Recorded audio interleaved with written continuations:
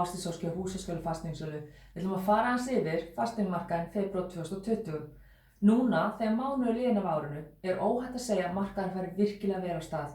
Mjög góð sala var í janúar og mörg teikn á lofti að svo verði áfram. 2019 var í heildina nokkuð stöðugt, hvort sem litið til þróunar í viðskiptum eða verðlagi.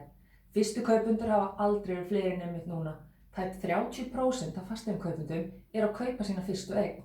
Á síðasta ári voru gerðir 12.200 kaupsamningar sem töluvert yfir meðaltali síðustu 13 ára og gera má ráð fyrir að 2020 verði ekki lakara. Fasteignaverð hefur leitað í jafnvægi og hækkaði mun minna á milli 2018 og 2019 en árið þar á undan og allir bankarnir spá mjög hóflegum verðhækkunum á næstu 3 árum.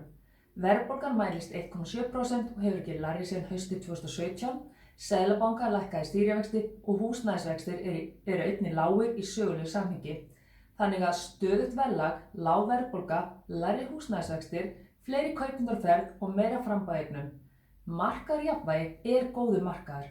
Allt þetta segir okkur að það góður tími til að kaupa draumaeignina.